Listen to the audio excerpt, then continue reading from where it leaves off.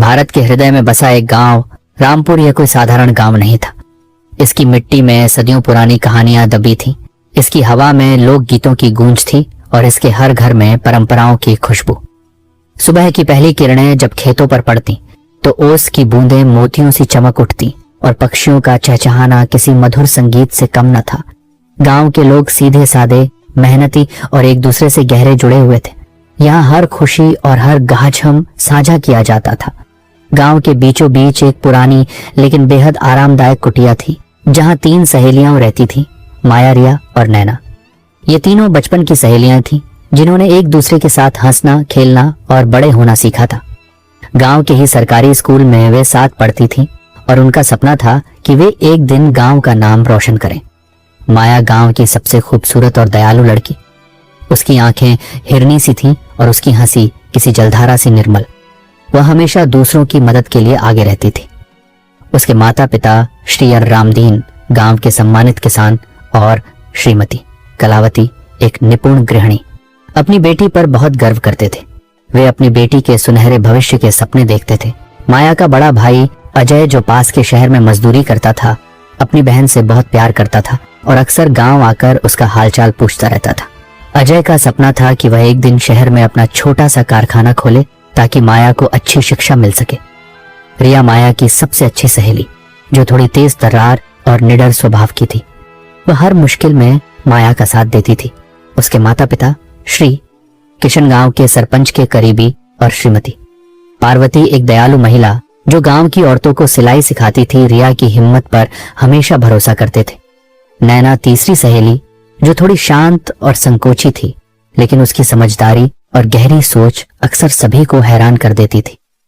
वह खेतों में अपने परिवार की मदद करती थी और किताबों में अपना मन लगाती थी। गांव के मंदिर के बाहर एक बुजुर्ग महिला बैठी रहती थी, जिन्हें गांव वाले बुढ़िया माई कहते थे। उनकी उम्र का कोई अंदाजा नहीं लगा सकता था, लेकिन उनकी आंखों में एक अजीब सी चमक थी, मानो उन्होंने युगों का ज्ञान समेट रखा हो। गांव वाले उन्हें एक साध्वी मानते थे, जिनकी बातें अक्सर सच होती थी और जिनकी सलाह लेने दूर दूर से लोग आते थे। माया अक्सर स्कूल से लौटते समय बुढ़िया माई की मदद करती थी, उन्हें फल और पानी देती थी। बदले में बुढ़िया माई हमेशा उसे आशीर्वाद देती थी। जीती रहे मेरी बिटिया, भगवान तुझे लंबी उम्र दे, तेरी राह में कोई अंधेरा ना आए। ये शब्द माया के दिल को छू जाते थे। गांव में सब कुछ शांतिपूर्ण चल रहा था, लेकिन कुछ समय से एक अजीब सी बेचैनी फैली हुई थी। गांव के कुछ बच्चे रात में डरावने सपने देखने लगे थे और कुछ जानवरों का व्यवहार भी अजीब हो गया था। बड़े बुजुर्ग इसे किसी अनहोनी का संकेत मानते थे। एक दिन देर शाम माया, रिया और नैना गांव के चौपाल से लौट रही थी। चौपाल में इस बार की रामलीला का मंचन चल रहा था और तीनों सहेलियां उसे देखकर लौट रही थी।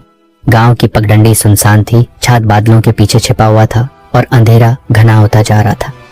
तभी उन्होंने देखा कि सामने से एक अजीब सा आदमी आ रहा था, जिसके कदम जमीन पर पड़ते नहीं थे बल्कि हवा में तैरते से लगते थे।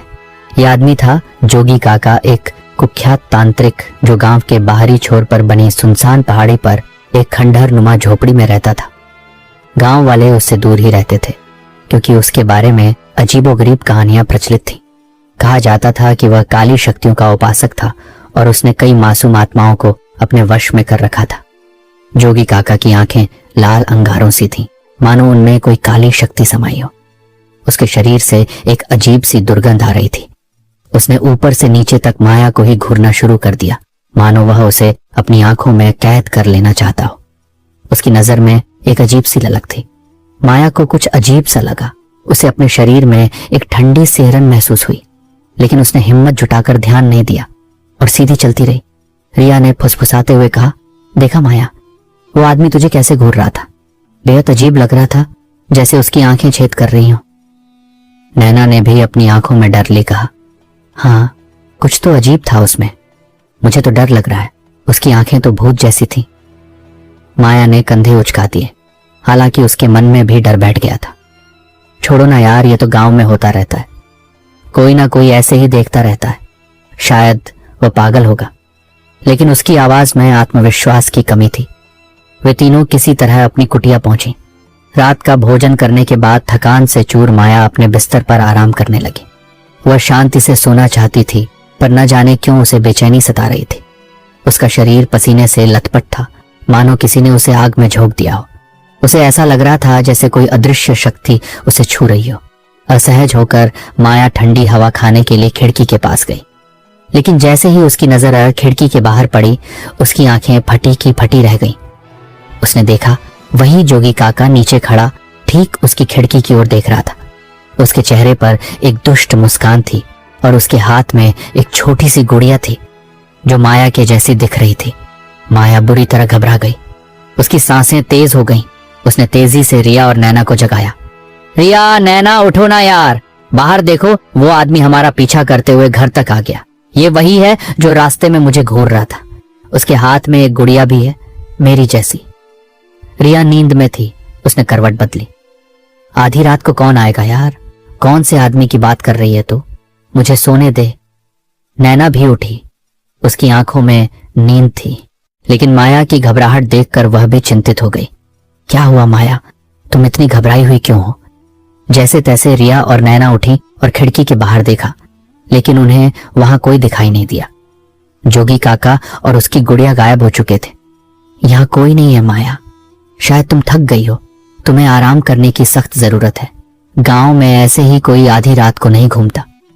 माया को लगा कि यह शायद उसके मन का भ्रम है। उसने अपने मन से डर निकालने के लिए एक बार फिर खिड़की के पास जाकर चुपके से बाहर देखा। इस बार भी कोई दिखाई नहीं दिया। उसने राहत की सांस ली, शायद मैंने कुछ गलत देख लिया। लेकिन जैसे ही माया पीछे मुड़ी, उसकी चीख निकल गई। जोगी काका बिल्कुल उसके पीछे खड़ा था। उसकी आंखें लाल अंगारों सी दहक रही थीं और उसके हाथों में वही काला ताबीज चमक रहा था। उसके चेहरे पर एक ऐसी भयानक मुस्कान थी जो माया ने पहले कभी नहीं देखी थी। माया की चीख सुनकर रिया और नैना भी घबराकर उठ गई। क्या हुआ माया, तुम आधी रात को ऐसे क्यों चिल्ला रही हो? पूरा गांव जग जाएगा। माया हाँफ रही थी, उसका शरीर कांप रहा था। मैंने उस आदमी को फिर से देखा। इस बार वो बिल्कुल मेरे पीछे खड़ा था। उसकी आंखें। रिया और नैना ने घबराकर चारों ओर देखा। क्या बात कर रही हो यार, यहां तो कोई भी नहीं है। तुम सच में बहुत थक गई हो। उन्हें माया की बात पर विश्वास नहीं हुआ, क्योंकि उन्हें जोगी काका दिखाई नहीं दिया था। डर के मारे माया रिया के बगल में ही सो गई। उसे नींद तो नहीं आई, लेकिन उसने खुद को सुरक्षित महसूस करने की कोशिश की। सारी रात उसे अजीबोगरीब सपने आते रहे, मानो कोई काली परछाई उसके चारों ओर मंडरा रही हो, उसके हर कदम पर उसका पीछा कर रही हो। उसे बार बार जोगी काका की लाल आंखें और उसकी दुष्ट मुस्कान दिखाई देती थी। अगली सुबह गांव में हमेशा की तरह चहल पहल थी। सुबह की धूप कुटिया में खिड़की से अंदर आ रही थी, लेकिन माया के मन में अभी भी अंधेरा छाया हुआ था। तीनों लड़कियां स्कूल के लिए तैयार हो रही थीं, लेकिन माया अभी भी कल रात की भयानक घटना के बारे में सोच रही थी। उसके चेहरे पर चिंता की गहरी लकीरें साफ दिख रही थी और उसकी आंखों में नींद की कमी और डर साफ झलक रहा था। रिया ने घड़ी देखी। माया, जल्दी करो, स्कूल के लिए लेट हो रहा है यार। माया ने अपना माथा पकड़ा। उसे चक्कर आ रहे थे और शरीर में तेज दर्द हो रहा था। मेरी तबीयत कुछ ठीक नहीं लग रही, मेरा सर घूम रहा है और मुझे बहुत कमजोरी महसूस हो रही है। ऐसा लग रहा है जैसे किसी ने मेरी सारी शक्ति छीन ली हो। नैना ने चिंता से माया का हाथ पकड़ा। शायद तुम्हें बुखार है माया, तुम्हें आराम करना चाहिए। मैं स्कूल में बता दूंगी कि तुम बीमार हो। रिया को माया की हालत देखकर चिंता हुई। ठीक है, आज तुम घर पर ही आराम करो, हम स्कूल चले जाते हैं। इतना कहकर रिया और नैना स्कूल के लिए निकल गईं। हालांकि उनके मन में भी माया के लिए चिंता थी। स्कूल जाते समय रास्ते में उन्हें वही बुढ़िया माई दिखी, जिनकी माया हमेशा मदद करती थी।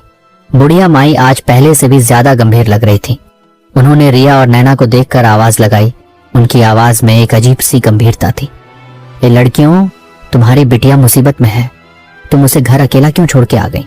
तुम्हें नहीं पता कि उस पर कितना बड़ा खतरा मंडरा रहा है। रिया और नैना तुरंत रुक गईं। बुढ़िया माई की आवाज में कुछ ऐसा था कि उसे नजरअंदाज नहीं किया जा सकता था। माई जी, आप कहना क्या चाहती हो? हम कुछ समझे नहीं। माया ठीक तो है ना? बुढ़िया माई का चेहरा गंभीर था। उनकी आंखों में एक अजीब सी चमक थी। काला जादू किया है तुम्हारी बिटिया पर, उसकी सुंदरता पर मर मिटा है वो शैतान तांत्रिक। शैतानी शक्तियों की मदद से वो जोगी काका उस लड़की को पाना चाहता है। उसकी आत्मा को अपने वश में करके वह अपनी काली शक्तियों को और बढ़ाना चाहता है। रिया को विश्वास नहीं हुआ। काला जादू, ये क्या कह रही हैं आप? हम तो इन सब बातों पर विश्वास नहीं करती, ये सब पुरानी कहानियां हैं। नैना ने भी कहा, हाँ माई जी, ये सब अंधविश्वास है। गांव में ऐसे ही लोग डरते रहते हैं। नहीं बेटी, ये अंधविश्वास नहीं, सच्चाई है।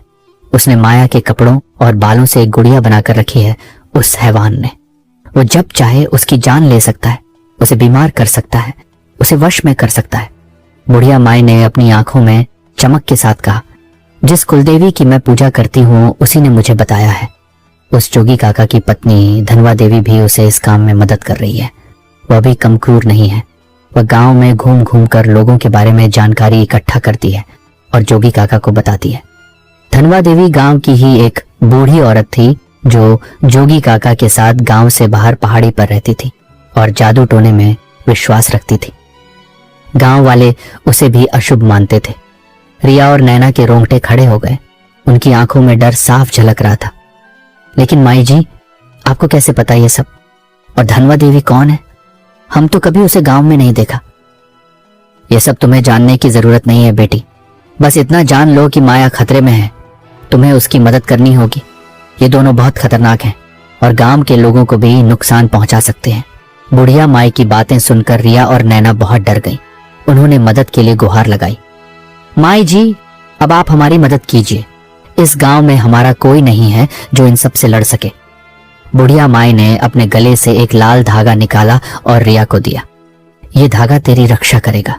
इसे अपने दाहिने हाथ में बांध ले। कोई भी शैतानी शक्ति तुझ पर हावी नहीं होगी। और एक बात सुन, आज रात मैं तुम्हारे घर आऊंगी। मेरे आने तक माया को आज रात घर से बाहर निकलने मत देना। चाहे जो भी हो जाए, उसे किसी भी हाल में घर के अंदर ही रखना। यहाँ तक कि अगर कोई उसे आवाज भी दे तो भी उसे बाहर मत निकलने देना। ठीक है माई जी, रिया और नैना ने कांपते हुए कहा। वे तेजी से वहां से निकल गईं। उनके मन में हजारों सवाल थे, पर सबसे जरूरी था माया को बचाना। उन्होंने तुरंत माया के भाई अजय को फोन करने का सोचा, लेकिन फिर लगा कि शायद वह विश्वास न करे और घबरा जाए। उन्होंने तय किया कि पहले वे खुद स्थिति को संभालें। कुछ समय बाद रिया और नैना अपनी कुटिया पहुंची। उन्होंने देखा कि माया अपने बिस्तर पर चुपचाप सोई हुई थी। उसका चेहरा पीला पड़ गया था और वह बहुत कमजोर लग रही थी। रिया और नैना ने राहत की सांस ली कि वह अभी तक सुरक्षित है। उन्होंने घर के सभी दरवाजे और खिड़कियां कसकर बंद कर दी, जैसा बुढ़िया माई ने कहा था। रिया और नैना अपने बिस्तर पर लेटी हुई थी और बुढ़िया माई की बातों के बारे में सोच रही थी। रात गहराती जा रही थी और गांव में सन्नाटा पसरा हुआ था। अचानक पूरे कमरे में जले हुए मांस जैसी भयानक बदबू आने लगी। बदबू इतनी तेज थी कि रिया और नैना का दम घुटने लगा। उन्हें ऐसा लगा जैसे किसी ने उनकी सांसें रोक दी हों और हवा में एक अजीब सा दबाव महसूस हो रहा था। रिया ने घबराकर माया की ओर देखा। उसकी आंखें फटी रह गईं। उसने देखा एक काली शैतानी रूह माया के ऊपर मंडरा रही थी, मानो उसे अपनी गिरफ्त में लेने की कोशिश कर रही हो। रूह का आकार बदल रहा था। कभी वह एक भयानक परछाई बनती तो कभी धुएं के बादल में बदल जाती। उसकी आंखों में चमक नहीं थी, बल्कि एक काला शून्य था जो सब कुछ निगल लेना चाहता था। उस खौफनाक दृश्य को देखकर रिया और नैना चीखते हुए बेहोश हो गईं। उनके बेहोश होते ही रूह और भी तेजी से माया की ओर बढ़ी। वह शैतानी रूह माया के शरीर में समा गई। माया का शरीर अजीब तरह से कांपने लगा। उसकी आंखें पलट गईं और फिर वह शैतानी रूह माया को अपने साथ हवा में उठा ले गई, ठीक वैसे ही जैसे एक अदृश्य शक्ति उसे खींच रही हो। कुटिया की छत से एक भयानक आवाज आई, जैसे कोई अदृश्य दीवार टूट गई हो। रिया और नैना के बेहोश होने के बाद जोगी काका खुद कमरे में प्रकट हुआ। उसके चेहरे पर एक दुष्ट मुस्कान थी। उसके साथ उसकी पत्नी धनवा देवी भी थी, जिसकी आंखों में उतनी ही क्रूरता थी और उसके हाथों में एक पोटली थी जिसमें कुछ हड्डियां थीं। अब मुझे कोई नहीं रोक सकता, जोगी काका ने फुसफुसाया। उसकी आवाज कमरे में गूंज रही थी। मैं जो चाहूं वो कर सकता हूं तेरे साथ माया, तेरी आत्मा अब मेरी है, धनवा देवी ने हंसते हुए कहा। उसकी हंसी इतनी कर्कश थी कि दीवारों में गूंजने लगी। हाँ, और अब यह लड़की हमारे वश में है। यह सब हमारी योजना का हिस्सा था। हमने तुम्हें गुड़िया से भटकाया ताकि तुम अपनी असली ताकत का इस्तेमाल ना कर सको, और फिर पलक झपकते ही जोगी काका, धनवा देवी और माया वहां से गायब हो गए, मानो वे कभी थे ही नहीं। कुटिया में केवल रिया और नैना की बेहोश शरीर और हवा में फैली भयानक बदबू बची थी। जोगी काका और धनवा देवी माया को गांव से दूर एक सुनसान वीरान पहाड़ी के ऊपर ले गए थे, जिसे अंधकार पहाड़ी के नाम से जाना जाता था। यह पहाड़ी गांव से बहुत दूर थी, जहां कोई आता जाता नहीं था।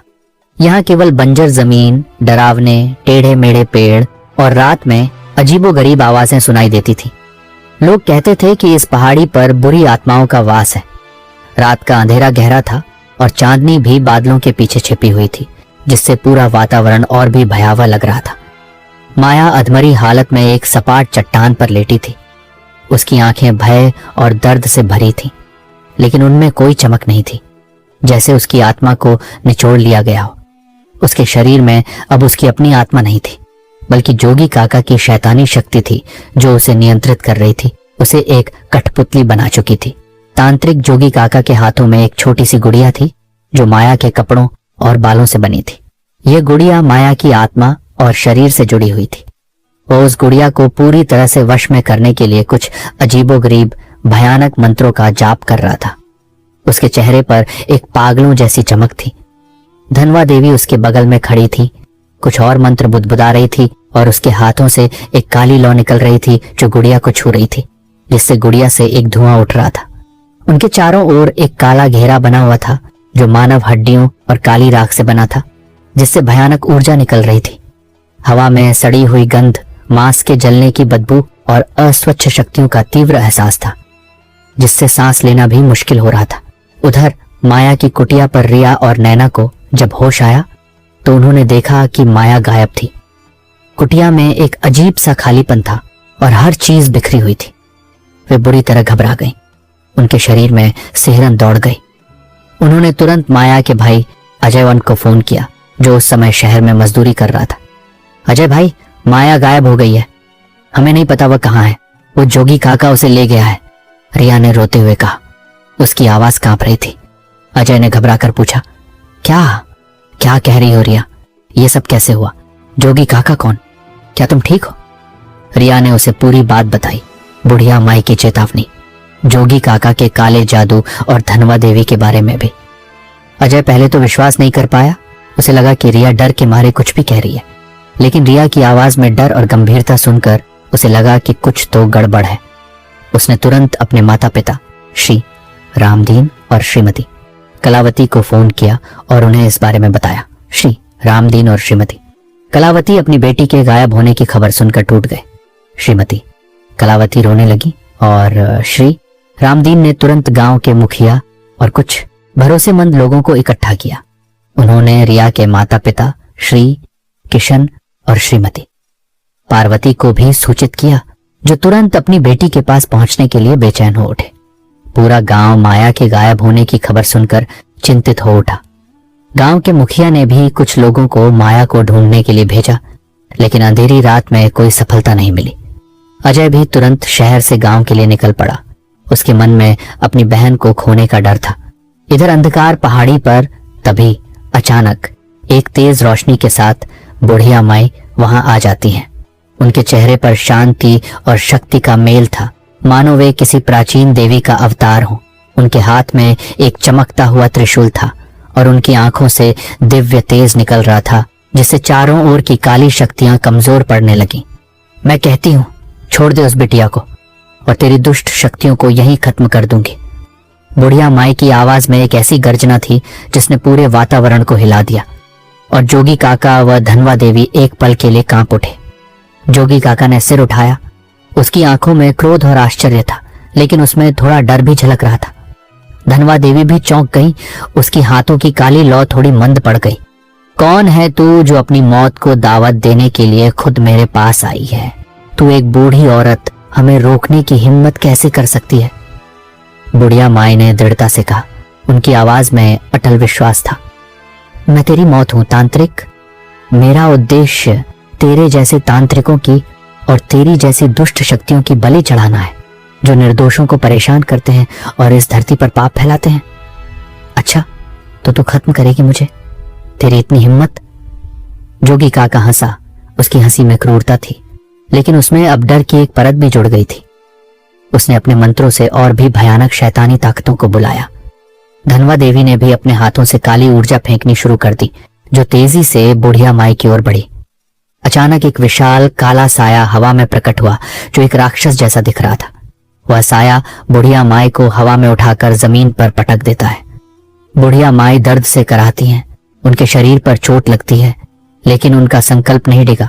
उनकी आंखों में प्रतिशोध की ज्वाला जल रही थी। बुढ़िया माई अपनी पूरी ताकत लगा देती है।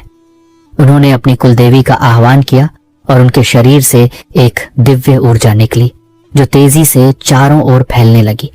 उन्होंने अपने त्रिशूल को घुमाया और उस शैतान को एक प्राचीन मिट्टी के मटके में अदृश्य शक्तियों से बंद कर लिया। मटका तेजी से हिलने लगा और अंदर से भयानक चीखें सुनाई देने लगी, मानो कोई आत्मा कैद हो गई हो।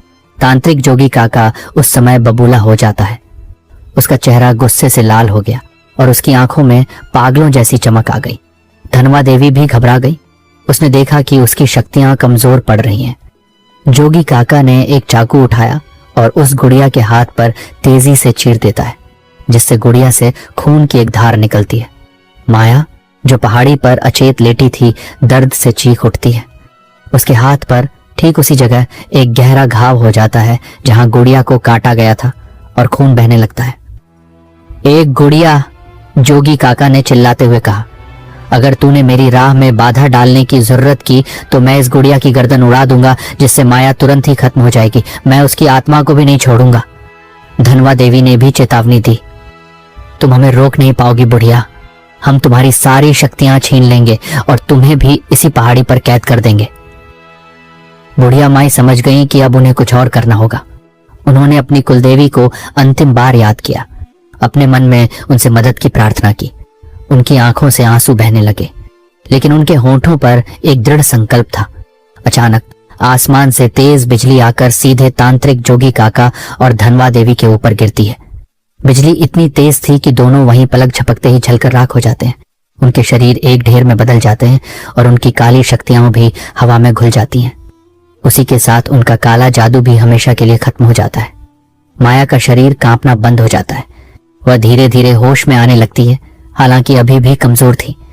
उसके हाथ का घाव धीरे धीरे ठीक होने लगता है, मानो कभी वहां कोई चोट लगी ही ना हो, और उसकी आंखों में फिर से जीवन की चमक आ जाती है। अगली सुबह अंधकार पहाड़ी पर सूरज की पहली किरणें पड़ रही थी, जिससे वातावरण में शांति और पवित्रता छा गई थी। बुढ़िया माई, माया और रिया तीनों एक साथ बैठे थे। नैना भी माया को सहारा दे रही थी और माया धीरे धीरे अपनी पूरी चेतना में आ रही थी। उसके चेहरे पर अब डर नहीं, बल्कि एक अजीब सी शांति थी। तभी दूर से कुछ लोग आते हुए दिखाई दी। ये कोई और नहीं बल्कि माया के माता पिता श्री रामदीन और श्रीमती कलावती, माया का भाई अजय और रिया के माता पिता श्री किशन और श्रीमती पार्वती थे। रिया और नैना ने उन्हें फोन करके सारी बात बता दी थी और वे सभी रात भर परेशान होकर माया को ढूंढते रहे थे। गांव के कुछ और भरोसेमंद लोग भी उनके साथ थे, जिनमें गांव का मुखिया भी शामिल था। माया के माता पिता ने अपनी बेटी को जीवित देखकर राहत की सांस ली। श्रीमती कलावती ने अपनी बेटी को गले लगा लिया और फूट फूट कर रोने लगी। खुशी के आंसुओं से उनकी आंखें भर आईं। श्री रामदीन ने अजय को गले लगाया और सभी ने एक दूसरे को सांत्वना दी, मानो एक बड़ा तूफान टल गया हो। रिया के माता पिता ने भी अपनी बेटी को सुरक्षित देखकर भगवान का शुक्रिया अदा किया। पूरे गांव में खुशी की लहर दौड़ गई और लोगों ने राहत की सांस ली। अजय ने बुढ़िया माई को देखा, जिनकी आंखों में एक दिव्य चमक थी और उनके चेहरे पर एक अजीब सी शांति थी। उसने पूछा, माई जी, क्या आप ही हैं जिन्होंने हमारी बहन की जान बचाई? आपने हमें कितना बड़ा उपकार किया है। हम आपके एहसानमंद रहेंगे। बुढ़िया माई ने माया की ओर देखा। उनके चेहरे पर एक कोमल मुस्कान थी। चल मेरी बिटिया, मेरा यहाँ आने का मकसद पूरा हो गया। मेरा काम यहाँ समाप्त हुआ। अब मुझे जाना होगा किसी और की मदद करने के लिए जहां मेरी जरूरत है। माया के माता पिता और रिया के माता पिता ने कृतज्ञता से हाथ जोड़े। माई जी, आपने हमारी बच्ची की जान बचाई है। हम आपके एहसानमंद रहेंगे। हमें विश्वास नहीं होता कि ऐसा भी कुछ हो सकता है जो हमने अपनी आंखों से देखा है। बुढ़िया माई मुस्कुराई। उनकी मुस्कान में एक अजीब सी चमक थी। ये मेरा कर्तव्य था बेटी। हमेशा याद रखना जब तक सच्चाई और नेक नियत तुम्हारे साथ है, कोई भी काली शक्ति तुम्हें नुकसान नहीं पहुंचा सकती। अपनी आत्मा को हमेशा शुद्ध रखना। उन्होंने अपनी आंखें बंद की और तेजी से हवा में विलीन हो गई, मानो वे कभी वहां थी ही नहीं। वहां केवल एक हल्की खुशबू और एक शांत ऊर्जा बची थी। सभी परिवार के सदस्य और दोस्त और गांव के लोग भी एक दूसरे को देखते रहे, इस अद्भुत अनुभव पर विश्वास नहीं कर पा रहे थे। उन्होंने बुढ़िया माई के जाने पर कोई दुख महसूस नहीं किया, बल्कि उन्हें लगा कि उन्होंने एक देवी को देखा है। वे सभी अपनी कुटिया लौट आए। कुटिया का माहौल अब शांत और सामान्य था। जले हुए मांस की बदबू और डर पूरी तरह से गायब हो चुके थे। माया अभी भी थोड़ी सदमे में थी, लेकिन धीरे धीरे उसने हिम्मत बटोरी। रिया और नैना ने उसे आराम करने में मदद की और उसके लिए गर्म दूध बनाया। अजय ने भी अपनी बहन का पूरा ध्यान रखा और उसके माता पिता उसे अपने पास ही रखने का फैसला किया। अगले कुछ दिनों तक माया, रिया और नैना ने इस घटना के बारे में गांव के हर किसी से बात की, जिसने पहले विश्वास नहीं किया था। लेकिन जब उन्होंने अपनी आंखों देखी घटनाएं सुनाई और बुढ़िया माई की शक्ति और जोगी काका के काले जादू के बारे में सुना, तो गांव वाले बुढ़िया माई को देवी का रूप मानने लगे।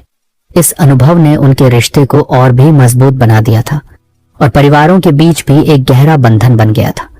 वे जानती थीं कि उन्होंने कुछ असाधारण का सामना किया है। कुछ हफ्तों बाद सब कुछ सामान्य हो गया था।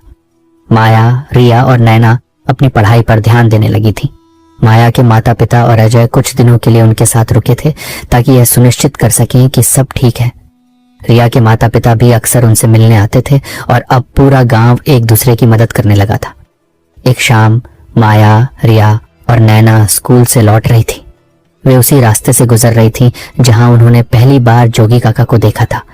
इस बार सड़क पर कोई अजीब आदमी नहीं था और हवा में कोई काली शक्ति महसूस नहीं हो रही थी। माया ने गहरी सांस ली। कभी कभी मुझे लगता है कि यह सब एक बुरा सपना था, लेकिन फिर मुझे बुढ़िया माई का चेहरा याद आता है। रिया ने उसका हाथ पकड़ लिया। बुरा सपना नहीं माया, ये एक सच्चाई थी जिसने हमें बहुत कुछ सिखाया है। हमें हमेशा सतर्क रहना चाहिए और दूसरों की मदद करनी चाहिए, जैसे तुम बुढ़िया माई की करती थी। उनका आशीर्वाद हमेशा हमारे साथ रहेगा, नैना ने भी कहा। और हमें यह भी पता चला कि हमारे दोस्त और परिवार कितने जरूरी हैं और कैसे गांव के लोग एक दूसरे के साथ खड़े रहते हैं। माया ने सहमति में सिर हिलाया। वे तीनों आगे बढ़ गईं। उनके मन में एक नई समझ और आत्मविश्वास था। उन्हें पता था कि जीवन में चुनौतियां आती रहेंगी, लेकिन अब वे उनका सामना करने के लिए बेहतर तरीके से तैयार थीं, क्योंकि वे जानती थीं कि अच्छाई की शक्ति हमेशा बुराई से ज्यादा होती है। इस घटना के बाद माया ने अपनी पढ़ाई में और भी अधिक ध्यान देना शुरू कर दिया। उसने महसूस किया कि जीवन कितना अनमोल है और हर पल का सदुपयोग करना चाहिए। उसने गांव के सामाजिक कार्यों में भी भाग लेना शुरू किया, जैसे गरीब बच्चों को पढ़ाना और जरूरतमंदों की मदद करना, जिससे उसे आंतरिक शांति मिलती थी। रिया और नैना भी उसके साथ थीं, हर कदम पर उसका समर्थन कर रही थी। उन्होंने उस पुरानी कुटिया में रहना जारी रखा, लेकिन अब उन्हें वहां किसी भी बुरी शक्ति का डर नहीं था। बुढ़िया माई का आशीर्वाद, उनकी अपनी हिम्मत और उनके परिवार और दोस्तों का साथ, इन सब ने उन्हें यह सिखाया था कि अंधेरे को हमेशा रोशनी से हराया जा सकता है।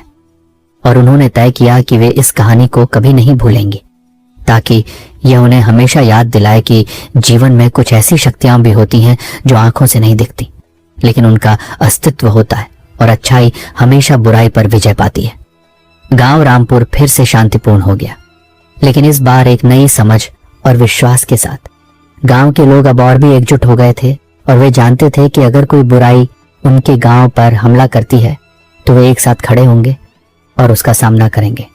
तो दोस्तों, ये कहानी कैसी लगी कमेंट में जरूर बताएं। चलिए चलते हैं अगली कहानी की तरफ। बहुत समय पहले की बात है। एक सुदूर और रहस्यमयी गांव था जिसका नाम था अनाहतपुर। यह गांव घने जंगलों और ऊंचे पहाड़ों से घिरा हुआ था, जहां सदियों से प्राचीन रहस्य छिपे हुए थे। यहाँ की हवा में एक अजीब सी ठंडक और पुरातनता का एहसास होता था, मानो समय भी इस जगह से गुजरते हुए धीमा पड़ गया हो। गांव के बीचों बीच एक पुरानी विशाल हवेली थी, जिसके भूतल पर आरव नाम का एक सरल और ईमानदार युवक एक छोटी सी किराने की दुकान चलाता था। यह हवेली उसके पुरखों की थी और उसकी हर एक ईंट में उनके परिश्रम और इतिहास की गूंज थी। दुकान पर गांव की हर छोटी बड़ी जरूरत का सामान मिलता था। अनाज, दालें, मसाले, कुछ दुर्लभ जड़ी बूटियां जो पहाड़ों से लाई जाती थी, और सबसे महत्वपूर्ण कई प्राचीन चित्रलिपि वाली पांडुलिपियां जो आरव के दादाजी ने उसे विरासत में दी थी। इन पांडुलिपियों में गांव के इतिहास, स्थानीय लोक कथाओं और कुछ अनसुलझे रहस्यों का भंडार था, जिनकी भाषा इतनी गूढ़ थी कि कम ही लोग उसे समझ पाते थे।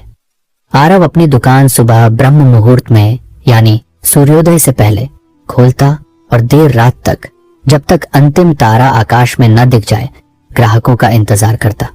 पर अजीब बात थी कि उसकी दुकान पर हमेशा सन्नाटा पसरा रहता, मानो कोई अदृश्य दीवार ग्राहकों को अंदर आने से रोक रही हो।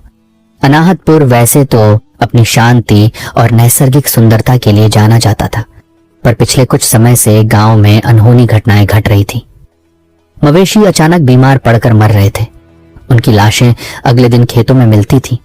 फसलें बिना किसी कारण के सूख कर काली पड़ रही थीं, और कुछ लोग रात के अंधेरे में रहस्यमय तरीके से गायब हो जाते थे, जिनका कोई निशान नहीं मिलता था। उनकी चीखें अक्सर आधी रात में सुनाई देती थीं और फिर अचानक शांत हो जाती थीं।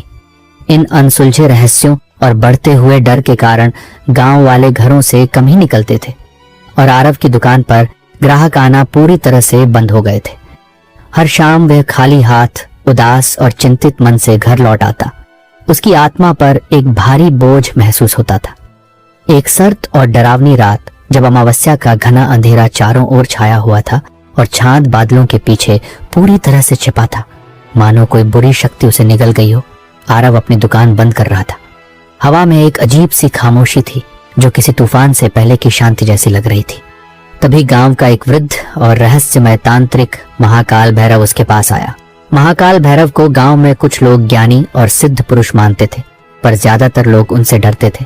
उनकी रहस्यमय शक्तियों और काले जादू के किस्से दूर दूर तक फैले हुए थे, यहाँ तक कि पड़ोसी गांवों में भी उनका नाम डर और सम्मान से लिया जाता था। कहा जाता था कि उन्होंने घोर तपस्या करके अलौकिक सिद्धियां प्राप्त की थीं, जिनका उपयोग वह अक्सर अपने निजी स्वार्थों और शक्ति की लालसा को पूरा करने के लिए करते थे। उनकी आंखें गहरे कोयले सी थीं, जिनमें एक अजीब सी चमक थी, और उनके माथे पर एक काला भयावह चिन्ह बना था, जो किसी प्राचीन सर्प की आकृति जैसा दिखता था और उनकी शक्ति का प्रतीक था। उनके शरीर से एक अजीब सी दुर्गंध आती थी, जो सड़ी हुई पत्तियों, राख और किसी अज्ञात जानवर के खून जैसी थी, मानो वह मृत्यु के करीब रहते हो। वे हमेशा काले रंग के लबादे में लिपटे रहते थे, जिससे उनका चेहरा मुश्किल से दिखाई देता था, और उनके हाथों में एक नरमुंड की माला रहती थी, जो हर बार हिलने पर खड़खड़ की आवाज करती थी। आरव बेटा, आज भी खाली हाथ? लगता है तेरी किस्मत ने तेरा साथ छोड़ दिया है। महाकाल भैरव ने अपनी धीमी, रहस्यमय और कर्कश आवाज में कहा, जो हवा में गूंजती हुई सी महसूस हुई, मानो किसी गुफा से आ रही हो, और आरव के कानों में सांप के फुसफुसाने जैसी लगी। आरव ने एक लंबी गहरी सांस ली। क्या बताऊं बाबा, सुबह से बस लोग आते हैं, देखते हैं, और जैसे किसी अदृश्य शक्ति के प्रभाव में हो वैसे ही चले जाते हैं। कुछ समझ नहीं आता कि इस बढ़ती महंगाई और गांव पर छाए इस अजीब साए में गुजारा कैसे करें। उसकी आवाज में निराशा और लाचारी स्पष्ट थी। महाकाल भैरव ने उसके कंधे पर एक ठंडी कांपती हुई उंगली रखी, जिसके नाखून लंबे और पीले थे, और उनकी छूने से आरव को एक पल के लिए पूरा शरीर सुन्न महसूस हुआ। चिंता मत कर बेटा, हर अंधेरे के बाद एक सवेरा आता है, पर कुछ अंधेरे इतने गहरे होते हैं कि उन्हें हटाने के लिए एक महान बलिदान देना पड़ता है। उनकी आंखों में कुछ ऐसा था जो आरव समझ नहीं पाया, पर उसे एक अजीब सा डर और बेचैनी महसूस हुई, जैसे किसी ठंडे हाथ ने उसकी रीढ़ की हड्डी को छू लिया हो। शायद तेरी पांडुलिपियों में ही इस समस्या का समाधान छिपा हो, महाकाल भैरव ने धीमी आवाज में फुसफुसाया, और उनकी आंखों में एक क्षण के लिए एक चमक दिखाई दी, जैसे उन्होंने कोई गुप्त भेद जान लिया हो। फिर वह अंधेरे में विलीन हो गए, मानो वह कभी वहां थे ही नहीं। केवल उनकी सड़ी हुई गंध हवा में रह गई। अगले दिन भी वही कहानी दोहराई गई। आरव फिर खाली हाथ घर लौटा। उसका मन और भी भारी हो गया था। घर पहुंचते ही उसकी पत्नी देविका ने उसे देखा। उसकी आंखों में चिंता और निराशा स्पष्ट थी, मानो वह भी किसी अदृश्य बोझ तले दबी हो, जिसका भार हर दिन बढ़ता जा रहा था। पिछले कुछ दिनों से उसकी तबीयत भी ठीक नहीं चल रही थी और उसके चेहरे पर पीलापन छाया रहता था। उसकी ऊर्जा कम होती जा रही थी। आज भी कुछ नहीं बिका। उसकी आवाज में एक भारीपन था, जैसे कोई आह भरी हो, और उसके होंठ सूख गए थे। नहीं देविका, बहुत कोशिश कर रहा हूं पर कुछ बिकता ही नहीं। आरव ने अपनी लाचारी व्यक्त की। ऐसा लगता है जैसे गांव पर कोई काला साया पड़ गया है। शाम को उनके छोटे बेटे नील की आवाज आई, पापा पापा, आप मेरे लिए वो पौराणिक रहस्यों वाली किताब लाने वाले थे ना? नील हाँफता हुआ आया था। उसकी आंखों में चमक थी जो आरव के उदास मन को कुछ पल के लिए रोशनी देती थी। कल गुरुजी उसी किताब में से पढ़ाने वाले हैं। आरव के चेहरे पर और भी उदासी छा गई। बेटा, मैं गया था लेने, पर दुकान बंद थी, इसलिए ला नहीं पाया। नील का चेहरा उतर गया। उसकी खुशी पल भर में मुरझा गई। पर पापा, रीना दीदी के पापा ने तो उन्हें थोड़ी देर पहले ही ला कर दी है। बेटा, मैं कोशिश करूंगा कि कल तुम्हारी किताबें ले आऊं, आरव ने उसे दिलासा देते हुए कहा। पर उसके मन में यह सवाल घूम रहा था कि वह पैसे कहां से लाएगा जब दुकान पर एक पैसा भी नहीं आ रहा था। रात में देविका ने आरव से पूछा, सुनो, क्या तुम्हारे पास कुछ पैसे बचे हैं जो तुमने बचाए हो? कल नील के लिए किताबें लानी है। कुछ दिनों से तो कुछ भी बिक्री नहीं हो पा रही है। अरे तुम परेशान क्यों हो रही हो? ईश्वर पर भरोसा रखो, सब ठीक हो जाएगा। देविका ने उसे ढांढस बंधाया, पर उसकी आवाज में भी एक अज्ञात भय था। उसे रात में अजीब सपने आते थे जिनमें काले साए और डरावनी आवाजें होती थीं, और वह अक्सर नींद में डर जाती थी। कब तक ऐसे ही चलता रहेगा? आरव की आवाज में हताशा थी। गांव में चारों ओर अजीब सी बेचैनी है। मुझे डर लगता है। तुम सब्र तो रखो। और हाँ, मेरे पिताजी का संदेशा आया है। उन्होंने आपको मेरे पैतृक गांव कालचक्र घाटी बुलाया है, देविका ने बताया। उसकी आवाज थोड़ी धीमी हुई, जैसे वह कोई रहस्य उजागर कर रही हो। संदेश में लिखा था कि उन्हें आपसे कुछ जरूरी काम है।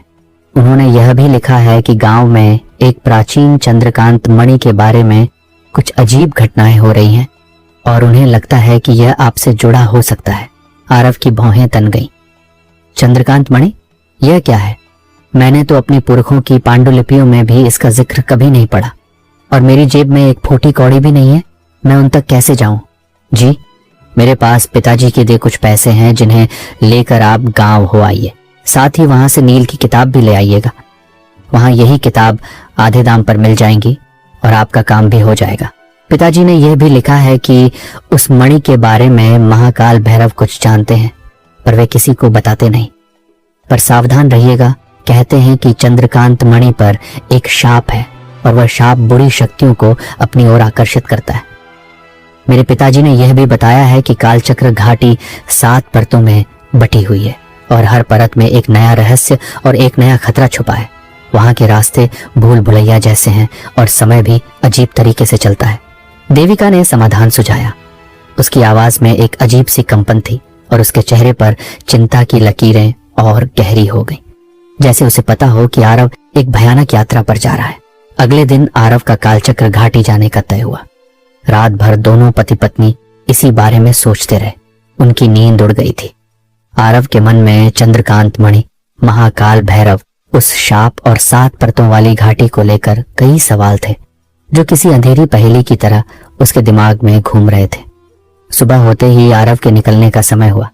आकाश में अजीब से काले बादल छाए थे, मानो कोई अनहोनी होने वाली हो, और हवा में एक अजीब सी घुटन महसूस हो रही थी, जैसे प्रकृति भी किसी विपत्ति की आशंका में हो। अरे सुनती हो, कहाँ गई? आरव ने आवाज दी। उसकी आवाज में थोड़ी घबराहट थी। हाँ हाँ, आती हूँ। देविका जल्दी से आई। उसकी आंखों में चिंता और डर साफ दिख रहा था, पर उसने अपने चेहरे पर एक छोटी मुस्कान लाने की कोशिश की। उसने आरव के माथे पर कुमकुम का तिलक लगाया और उसे दही चीनी खिलाई, जो यात्रा पर निकलने से पहले शुभ माना जाता है। पर आज यह रस्म भी किसी अनिष्ट की आशंका से भरी लग रही थी। पापा, मेरी किताब, मेरी किताब। नील भी उठ गया था। उसकी मासूमियत आरव के दिल को छू गई और उसे लगा कि उसे हर हाल में अपने बेटे के लिए वापस लौटना होगा। हाँ बेटा, आज ला दूंगा, आरव ने उसे आश्वासन दिया। आप ध्यान से जाना, देविका ने कहा। आप मेरे पिताजी से थोड़े बहुत पैसे भी मांग लेना, वह मना नहीं करेंगे। आरव ने निराशा से सिर हिलाया। कैसी बातें करती हो तुम? कैसा लगेगा कि मदद करने जा रहा हूं और वहीं से पैसे लेकर आ रहा हूं? मगर ये सब बातें मत करो, हाथ जोड़ता हूं तुम्हारे आगे। आरव गांव से बाहर निकला। उसे कालचक्र घाटी जाने के लिए कोई तांगा या बैलगाड़ी नहीं दिख रही थी। सड़कें सूनी थीं। गांव में एक अजीब सा सन्नाटा पसरा हुआ था, मानो सभी लोग घरों में छिप गए हों। तभी उसे गांव का एक अनुभवी यात्री और शिकारी शौर्य मिला, जो अपनी बहादुरी और जंगल के ज्ञान के लिए जाना जाता था। पर आज उसकी आंखों में भी एक अजीब सी दहशत थी।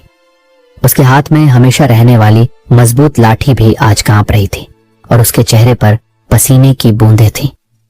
शौर्य भैया, कालचक्र घाटी जाने के लिए कोई सवारी नहीं दिख रही? आरव ने पूछा। क्या बताएं आरव, आजकल रास्ते के अदृश्य प्रेत लुटेरों ने लूट मचा रखी है। ये सामान्य लुटेरे नहीं हैं। कहते हैं कि उन्हें एक शक्तिशाली तांत्रिक महाकाल भैरव अपनी काली शक्तियों से नियंत्रित करता है। इसी वजह से कालचक्र घाटी के रास्ते पर कोई भी सवारी गाड़ी ले जाने को तैयार ही नहीं है, शौर्य ने बताया। उसकी आवाज में एक अनकहा डर था। जो भी उनसे टकराता है या तो उसका सामान छिन जाता है या वह हमेशा के लिए गायब हो जाता है और उसकी आत्मा मृत्युलोक में भटकती रहती है।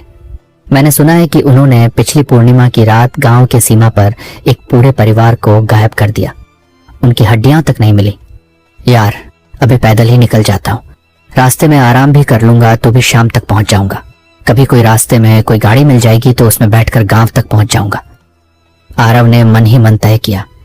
उसने अदृश्य प्रेत लुटेरों की बात को ज्यादा गंभीरता से नहीं लिया, क्योंकि उसे लगा कि ये महज गांव की अफवाहें हैं और महाकाल भैरव तो उसे जानते हैं। शायद वह उन्हें समझा पाएगा। आरव चलते चलते एक घने जंगल में पहुंच गया, जिसे मृत्युवन के नाम से जाना जाता था। ये जंगल अपनी रहस्यमयी कहानियों, अजीबोगरीब आवाजों और खतरनाक अदृश्य प्रेत लुटेरों के लिए कुख्यात था। पेड़ों की शाखाएं इतनी घनी थीं कि दिन में भी अंधेरा छाया रहता था और पेड़ों की जड़ें नागों की तरह जमीन से बाहर निकली हुई थी। यहाँ की हवा में एक अजीब सी सड़ी हुई गंध थी, जैसे कोई प्राचीन चीज सड़ रही हो, और हर तरफ एक अजीब सी उदासी छाई हुई थी। पेड़ों पर अजीब से निशान बने थे और हवा में फुसफुसाहटें सुनाई दे रही थीं, जैसे कोई आत्माएं आपस में बात कर रही हो। आरव ने हिम्मत बटोरी और आगे बढ़ता गया। उसकी छाती में दिल तेजी से धड़क रहा था। तभी झाड़ियों के पीछे से कुछ फुसफुसाहटें और अजीबोगरीब अमानवीय आवाजें आईं, जैसे कोई अदृश्य जीव उसके चारों ओर घूम रहा हो, और उसे महसूस हुआ जैसे कोई उसे देख रहा है। तुम्हारे पास जो भी हो उसे हमें दे दो, नहीं तो हम तुम्हें छोड़ेंगे नहीं। एक भारी गूंजती हुई आवाज सुनाई दी, जैसे कोई हवा में बोल रहा हो, पर कोई दिखाई नहीं दे रहा था। यह आवाज उसके आसपास घूम रही थी, उसे हर तरफ से घेर रही थी और आरव के रोंगटे खड़े हो गए। आरव चौंक गया। उसने देखा कि कुछ अदृश्य आकृतियां उसके चारों ओर घूम रही थीं। उनके शरीर से एक काला धुआं निकल रहा था और उनकी आंखें अंधेरे में चमक रही थीं, जैसे अंगारे हों। उनका सरदार कालदूत, जो दिखने में आधा मानव और आधा प्रेत था, सामने आया। कालदूत के शरीर पर अजीबोगरीब रक्त रंजित प्रतीक बने थे, जो किसी प्राचीन शाप का संकेत थे, और उसकी आंखों में एक अजीब भयानक और ठंडी चमक थी, मानो वह किसी दूसरे लोक से आया हो। उसके हाथ में एक मुड़ा हुआ जंग लगा हुआ खंजर था, जिससे लगातार काले रंग का धुआं निकल रहा था और उसकी धार पर किसी का खून लगा था। सरदार, मैं बहुत गरीब हूं, मेरे पास कुछ नहीं है, मैं आपको कुछ नहीं दे सकता हूं, आरव ने गिड़गिड़ाते हुए कहा। उसकी आवाज डर से कांप रही थी और उसके पूरे शरीर में कंपन था।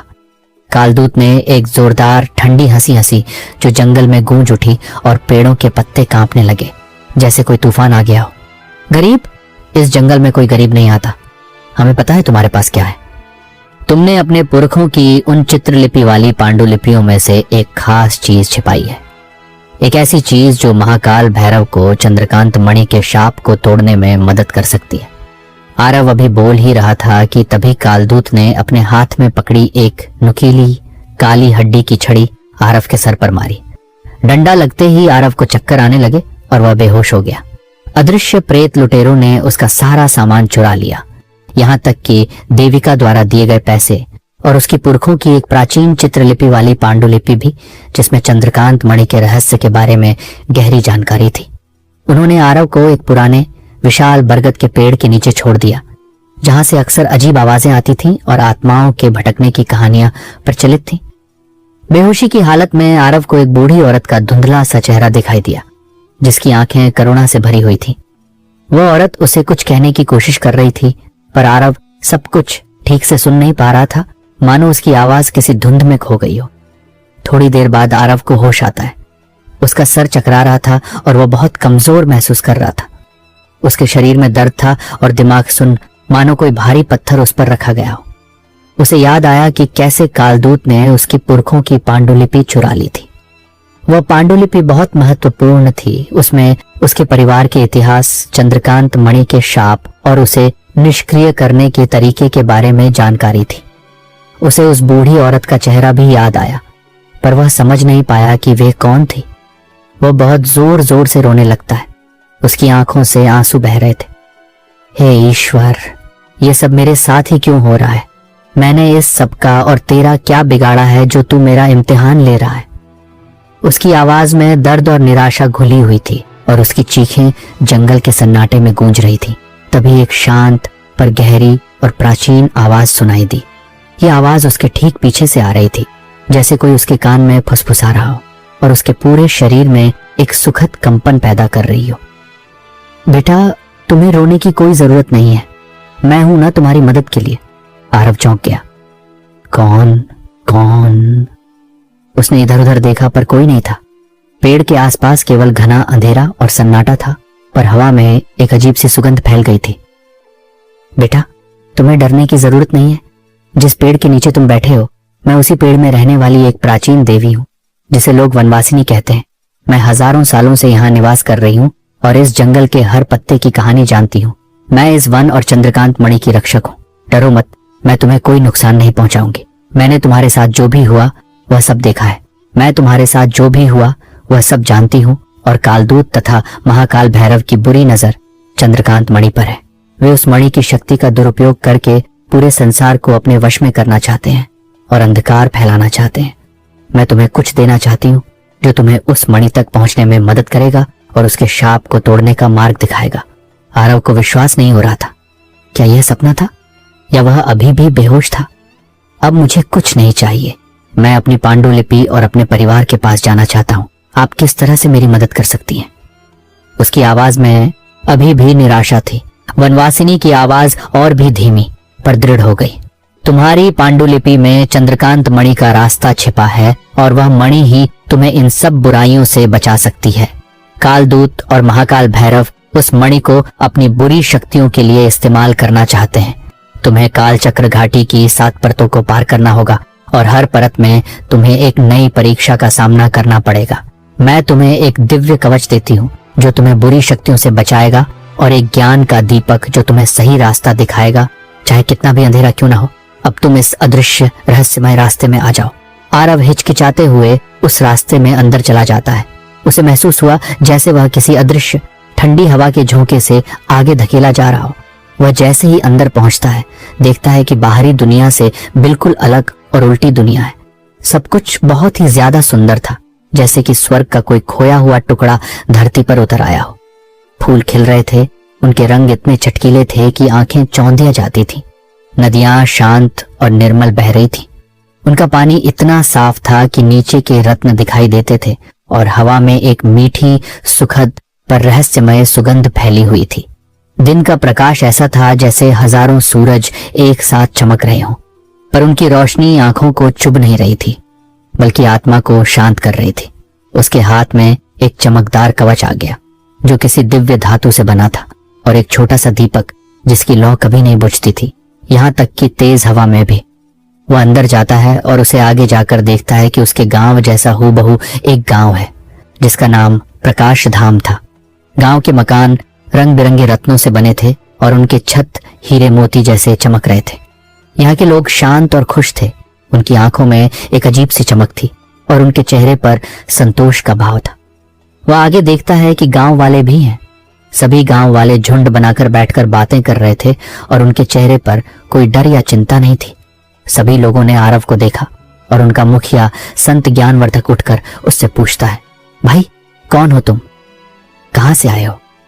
संत ज्ञानवर्धक की आवाज में शांति और सौम्यता थी, जैसे वह किसी प्राचीन ग्रंथ का पाठ कर रहे हों, और उनकी आंखों में असीम ज्ञान की गहराई थी।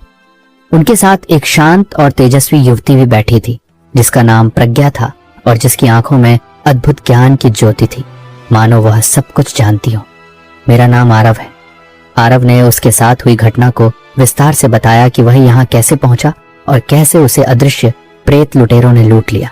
उसने चंद्रकांत मणि और अपनी पांडुलिपि के बारे में भी बताया और कैसे महाकाल भैरव उस मणि का दुरुपयोग करना चाहते थे।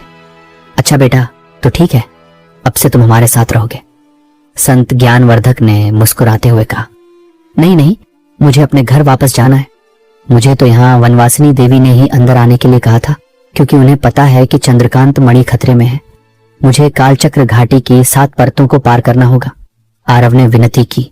उसकी आंखों में अपने परिवार से मिलने और मणि को बचाने की तीव्र इच्छा थी।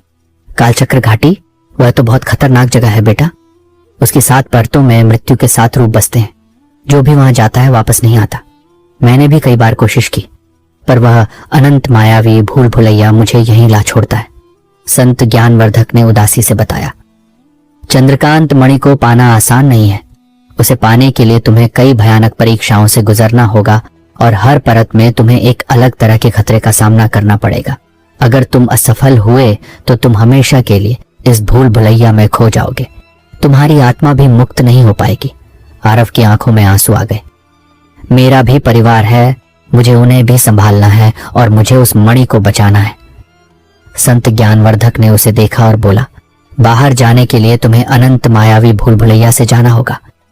रास्ते में मिलने वाले प्राचीन रक्षक आत्माओं के सवालों का जवाब देना होगा। वही तुम्हें आगे का रास्ता बताएंगे और चंद्रकांत मणि तक पहुंचने का गुप्त मार्ग दिखाएंगे। प्रज्ञा तुम्हारी मदद करेगी। वह तुम्हें हर परत के रहस्य और खतरों के बारे में बताएगी। प्रज्ञा ने अपनी शांत और मधुर आवाज में कहा, चिंता मत करो आरव, वनवासिनी देवी ने तुम्हें चुना है। तुम्हारे हृदय में सच्चाई और करुणा है और यही तुम्हारी सबसे बड़ी शक्ति होगी। मैं तुम्हें हर परत के बारे में बताऊंगी और उन चुनौतियों का सामना करने में तुम्हारी सहायता करूंगी। मैं तैयार हूं, आरव ने दृढ़ता से कहा। उसने मन ही मन ठान लिया था कि कुछ भी हो जाए वह अपने परिवार के पास वापस जाएगा और चंद्रकांत मणि को बुरी शक्तियों से बचाएगा, चाहे उसे अपनी जान ही क्यों ना देनी पड़े। यही भूल भुलैया पार करके तुम्हें जाना होगा। इतना कहकर संत ज्ञानवर्धक वापस गांव चला जाता है। आरव प्रज्ञा के साथ उस रहस्यमय रास्ते पर आगे बढ़ने लगता है। उसके मन में एक अजीब सी बेचैनी थी, पर दृढ़ निश्चय भी। प्रज्ञा ने उसे बताया कि पहली परत भ्रम की परत है, जहां हर चीज आंखों का धोखा होती है, और यह परत व्यक्ति के सबसे गहरे भ्रम को सामने लाती है। आरव प्रज्ञा के साथ अनंत मायावी भूल भुलैया की पहली परत में प्रवेश करता है। ये एक ऐसी जगह थी जहां हर चीज अस्थिर और बदलती हुई लग रही थी। रास्ते टेढ़े मेढ़े थे और दिशा का ज्ञान होना मुश्किल था, मानो हर कदम पर जमीन हिल रही हो। पेड़ अजीबोगरीब आकार के थे और उनकी पत्तियां चमक रही थी, कभी नीली, कभी हरी, कभी लाल, मानो उन पर कोई जादू किया गया हो। हर तरफ से मधुर संगीत और डरावनी फुसफुसाहटें एक साथ सुनाई दे रही थी, जिससे भ्रम और बढ़ रहा था और आरव को लगा कि वह अपना मानसिक संतुलन खो रहा है। कभी कभी उन्हें अपने प्रियजनों की आवाजें सुनाई देती थीं, जो उन्हें वापस लौटने और सब कुछ छोड़ देने के लिए कह रही थीं। पर प्रज्ञा ने आरव को सावधान किया कि यह सब भ्रम है और उसे अपने लक्ष्य पर ध्यान केंद्रित रखना होगा। उसकी आवाज में दृढ़ता थी। तभी उनके सामने एक विशाल दर्पण आता है, जिसमें आरव को अपना भविष्य दिखाई देता है। वह एक राजा की तरह सिंहासन पर बैठा है। उसके पास अपार धन और शक्ति है और गांव के सभी लोग उसकी पूजा कर रहे हैं। वह उस दृश्य में खो जाता है। उसकी आंखों में लालच की चमक आ जाती है, पर प्रज्ञा उसे खींचकर दर्पण से दूर करती है। यह भ्रम है आरव, ये तुम्हें तुम्हारे रास्ते से भटकाने की कोशिश कर रहा है।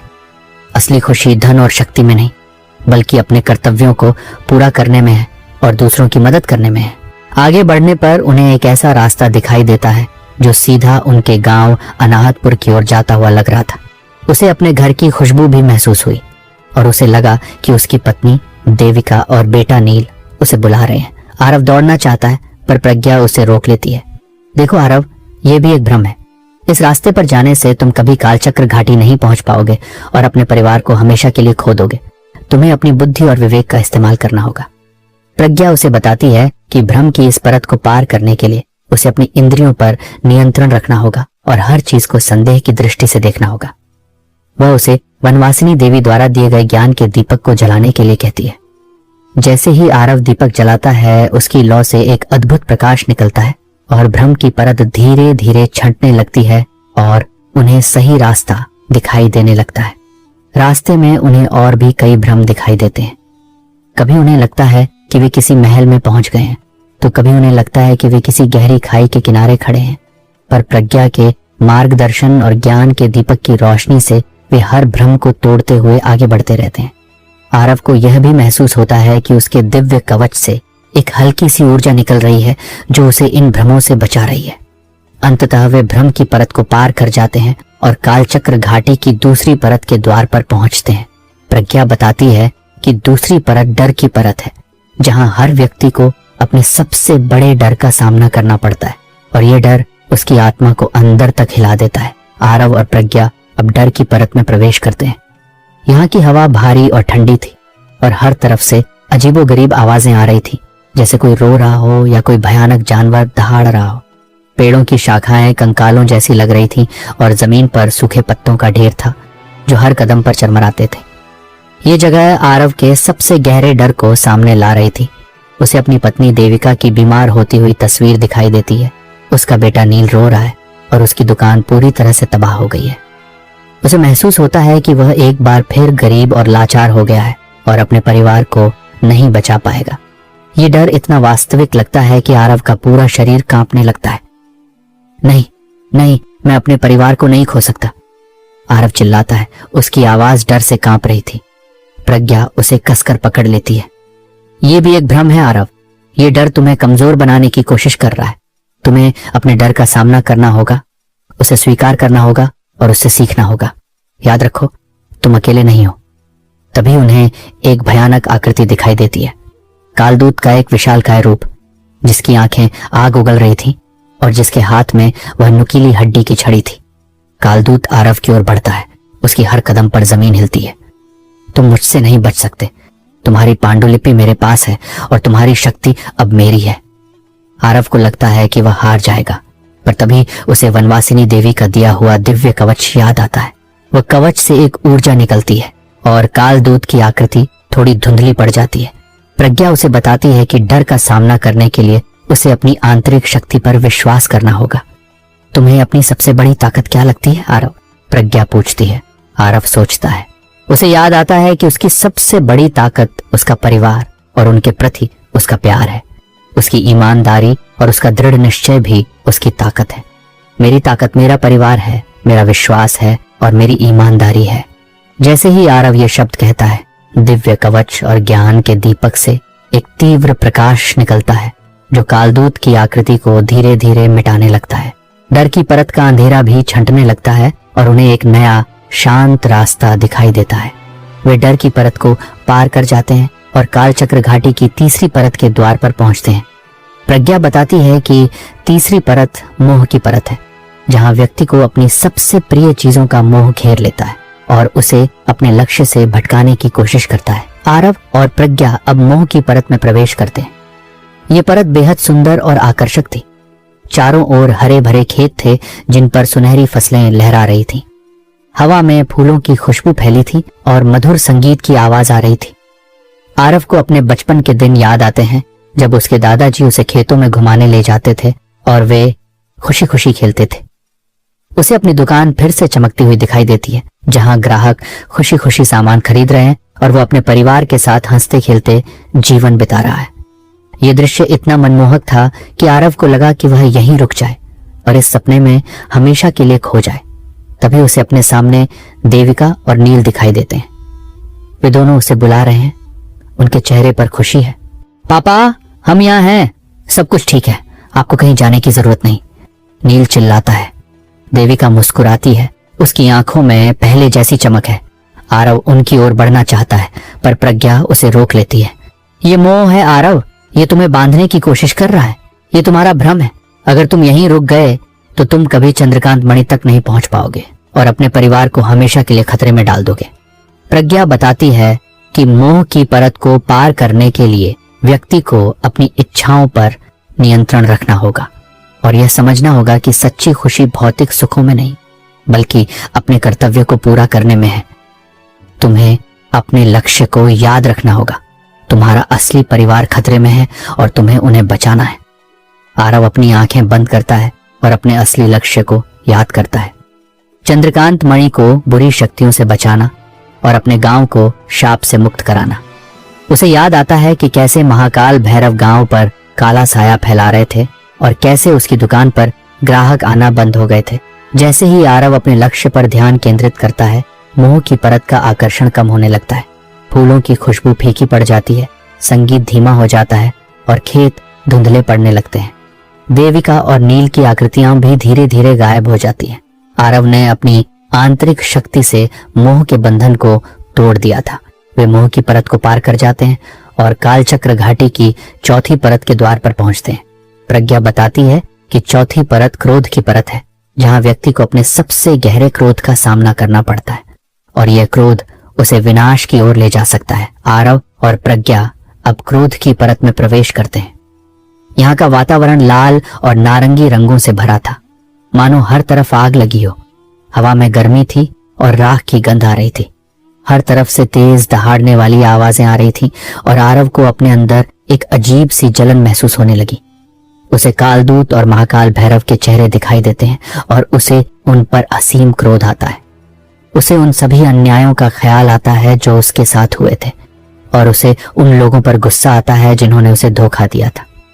मैं उन्हें छोड़ूंगा नहीं, मैं उनसे बदला लूंगा, आरव चिल्लाता है।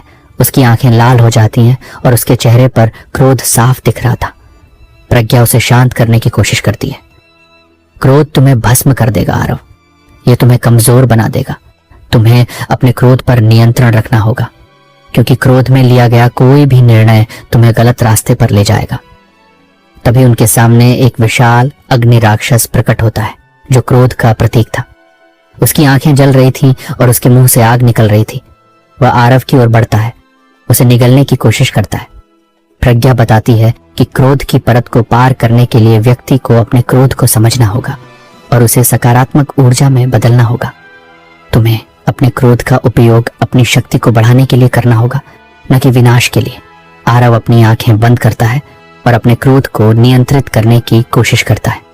उसे याद आता है कि उसका लक्ष्य बदला लेना नहीं, बल्कि अपने गांव को बचाना है। उसे अपने अंदर की शांति और करुणा को जगाना होगा। जैसे ही आरव अपने क्रोध को नियंत्रित करता है, अग्नि राक्षस धीरे धीरे शांत होने लगता है और उसकी आग बुझने लगती है। क्रोध की परत का लाल रंग फीका पड़ जाता है और उन्हें एक शांत गहरा नीला रास्ता दिखाई देता है। आरव ने अपनी आंतरिक शक्ति से क्रोध की अग्नि को बुझा दिया था। वे क्रोध की परत को पार कर जाते हैं और कालचक्र घाटी की 5वीं परत के द्वार पर पहुंचते हैं। प्रज्ञा बताती है कि 5वीं परत अज्ञान की परत है, जहां व्यक्ति को अपने अज्ञान का सामना करना पड़ता है और उसे ज्ञान की खोज में निकलना पड़ता है। आरव और प्रज्ञा अब अज्ञान की परत में प्रवेश करते हैं। यह परत पूरी तरह से अंधेरी थी, जहां कुछ भी दिखाई नहीं देता था। हवा में एक अजीब सी चुप्पी थी और आरव को लगा कि वह किसी विशाल शून्य में खो गया है। उसे अपने अंदर एक अजीब सी खालीपन और भ्रम महसूस होता है, जैसे उसे कुछ भी नहीं आता हो और वह किसी भी चीज के लिए तैयार न हो। मुझे कुछ भी नहीं पता, मैं कैसे चंद्रकांत मणि तक पहुंचूंगा, आरव घबराता है। प्रज्ञा उसे ज्ञान के दीपक को फिर से जलाने के लिए कहती है। जैसे ही दीपक जलता है, उसकी लौ से एक अद्भुत प्रकाश निकलता है, जो अंधेरे को थोड़ा सा रोशन करता है, पर अभी भी सब कुछ धुंधला था। प्रज्ञा बताती है कि अज्ञान की परत को पार करने के लिए व्यक्ति को अपने अज्ञान को स्वीकार करना होगा और ज्ञान की खोज में निकलना होगा। ज्ञान की कोई सीमा नहीं है आरव, तुम्हें हमेशा सीखते रहना होगा और हर चीज से सीखना होगा।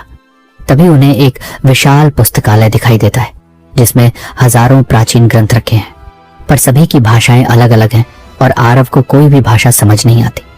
उसे अपनी पुरखों की पांडुलिपि याद आती है, पर वह उसके पास नहीं थी।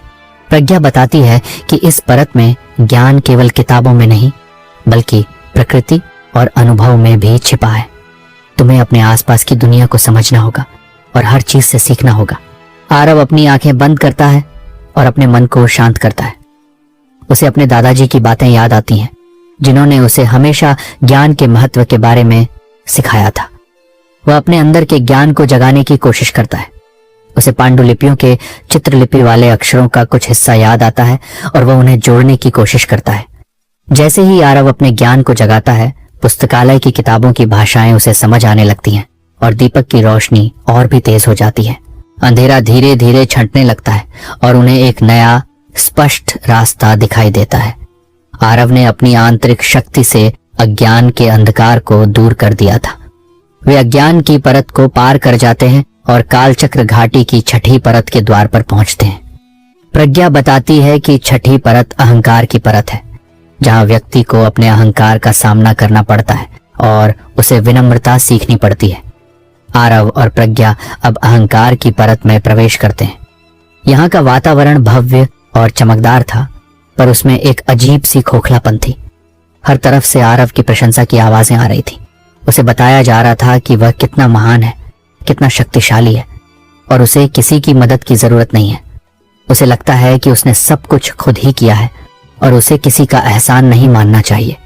उसके अंदर एक अजीब सा गर्व और आत्मविश्वास बढ़ रहा था।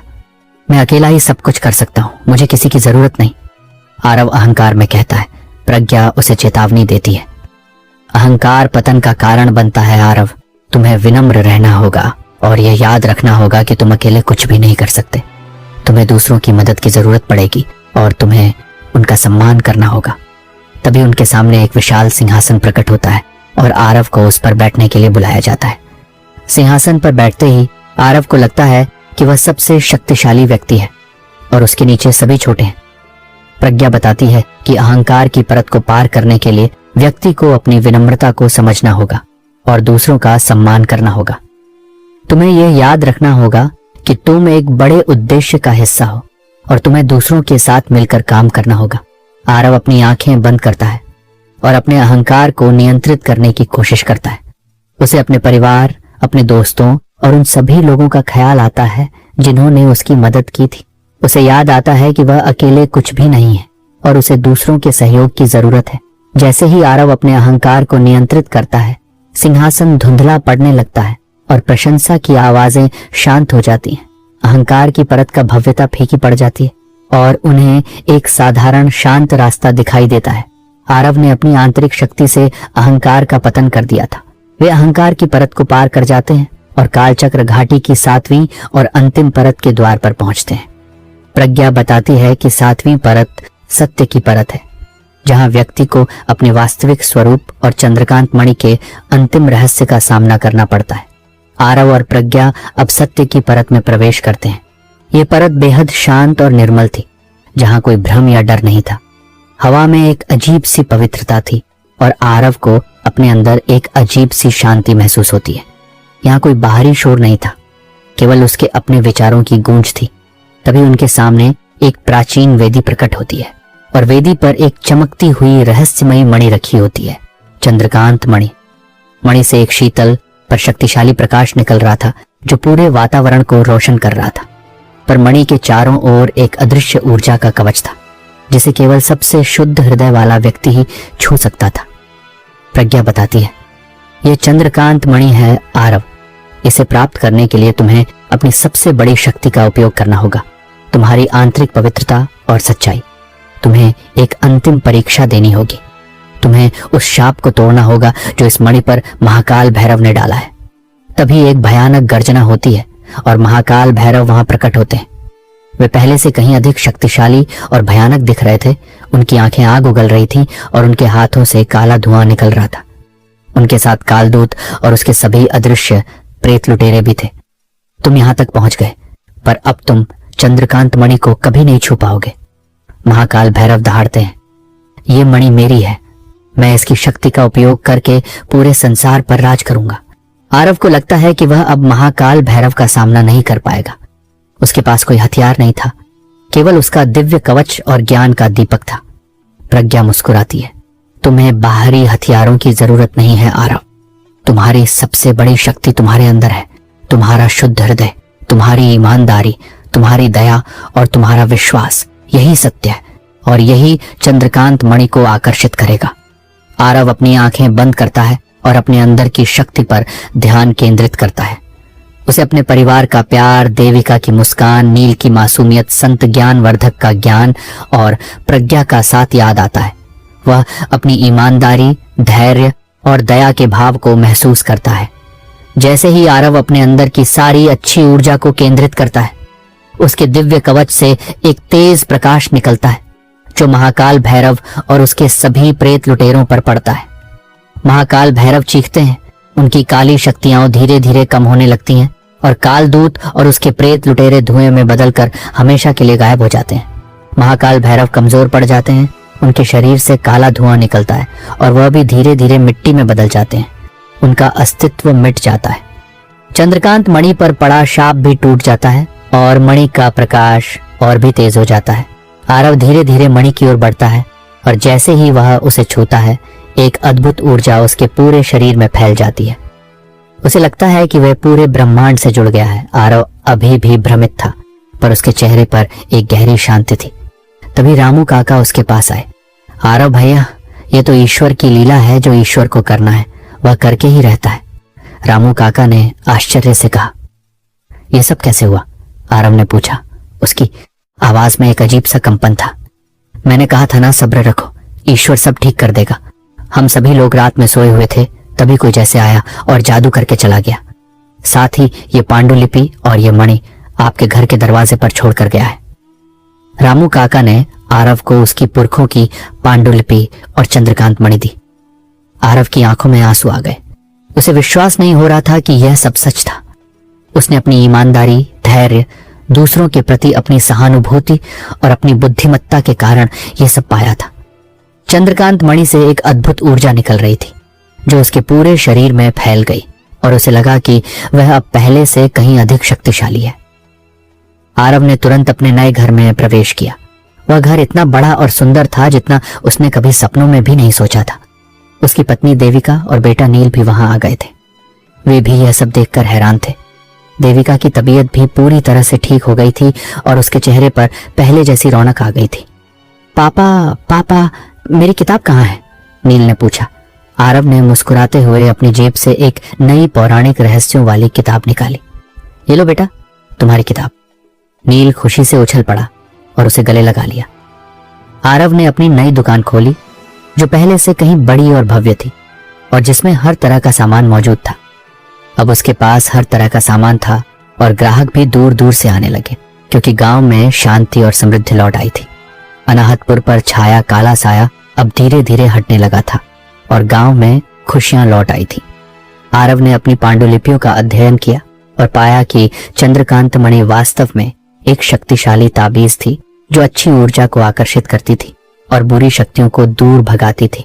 पर उसे केवल शुद्ध हृदय वाले व्यक्ति ही नियंत्रित कर सकते थे। वह शाप वास्तव में उस मणि को प्राप्त करने की अंधी महत्वाकांक्षा का परिणाम था और अब वह हमेशा के लिए टूट चुका था।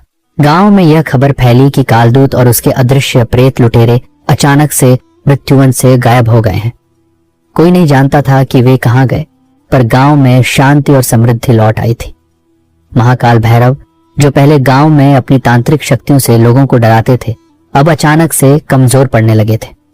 चंद्रकांत मणि की शक्ति ने धीरे धीरे उनके काले जादू को बेअसर कर दिया था। एक रात महाकाल भैरव भी बिना किसी निशान के गायब हो गए, मानो वह कभी थे ही नहीं। उनके जाने के बाद अनाहतपुर में पहले से भी अधिक शांति और समृद्धि आ गई। आरव ने वनवासिनी और नीलकंठ की शर्त का पालन किया और उसने कभी किसी को भी अपनी यात्रा, उन रहस्यमय सत्ताओं या अनंत मायावी भूल भुलैया के रहस्य के बारे में नहीं बताया। उसने समझ लिया था कि कुछ चीजें गोपनीय रहनी चाहिए। चंद्रकांत मणि को उसने अपने नए घर के सबसे सुरक्षित स्थान पर रखा।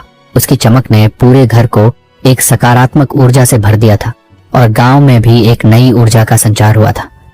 उसने सीखा कि जीवन में कितनी भी कठिनाइयां क्यों ना आए, धैर्य, ईमानदारी, दूसरों के प्रति दया का भाव, बुद्धिमत्ता और एक शुद्ध हृदय हमेशा फल देती है। उसकी कहानी अनाहतपुर और आसपास के गांवों में प्रेरणा बन गई कि कैसे एक साधारण व्यक्ति अपनी अच्छी सोच, ईमानदारी और अटूट विश्वास से अपने जीवन में चमत्कार ला सकता है और सबसे बड़े काले जादू पर भी विजय प्राप्त कर सकता है। और इस तरह आरव ने न केवल अपना जीवन बदला, बल्कि अपने गांव और उसके लोगों के जीवन में भी एक नई स्थायी सुबह की किरण लाई। काला जादू का साया हट गया था और समृद्धि तथा शांति का प्रकाश फैल गया था। चंद्रकांत मणि ने अपने संरक्षक के रूप में आरव को पाकर गांव को हमेशा के लिए आशीर्वाद दिया और यह सिद्ध कर दिया कि अंततः सत्य और अच्छाई की ही जीत होती है। तो दोस्तों,